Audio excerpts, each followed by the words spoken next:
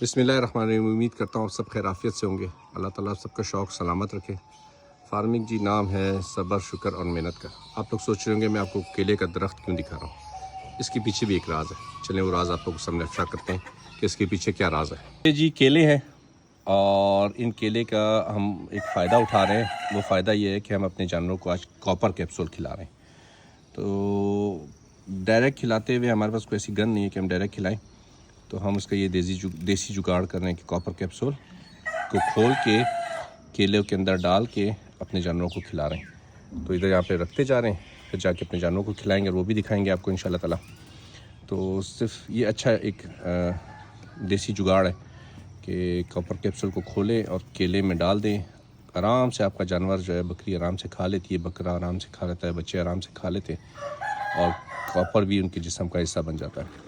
तो ये सूरत हाल है जी। इसलिए मैं आप लोगों को केले का दरख्त दिखा रहा था और साथ साथ केले दिखा रहा था। जब हम इनको खिलाएंगे तो वो भी आपको दिखाते हैं इंशाल्लाह ताला, ठीक है ना। ये हम सिर्फ कुछ जानवरों को खिला रहे हैं, इसी बहाने आप लोगों को दिखा देते हैं कि जानवर कैसे शौक़ से कॉपर कैप्सूल खा लेते हैं।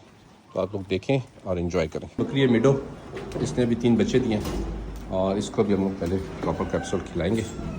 अभी आप देखते जाएँ। ये आराम से इसने खा लिया और शुक्र अल्हम्दुलिल्लाह इसके जिस्म का हिस्सा बन जाएगा इंशाल्लाह ताला। ठीक है जी। इसी तरह हमारी दूसरी बनो, बल्कि रानो नहीं रानी, इसने भी 3 बच्चे दिए हैं माशाल्लाह और इसको भी अभी खिलाते हैं। ये देखें जी, आराम से, बिल्कुल आराम से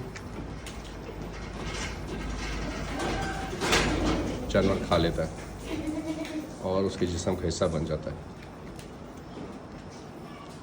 बस यही फार्मिंग है। जितनी मेहनत करो, जितना सब्र करो और जितना अल्लाह ताला का शुक्र अदा करो तो अल्लाह ताला इसमें फल लगाते चले जाते हैं। ये जी हमारी बकरी सोनी है और ये है कर्मा वाली। तो अभी आप इनको भी खिलाते दिखाते हैं, इनको देख कैसे आराम से खा लेंगे।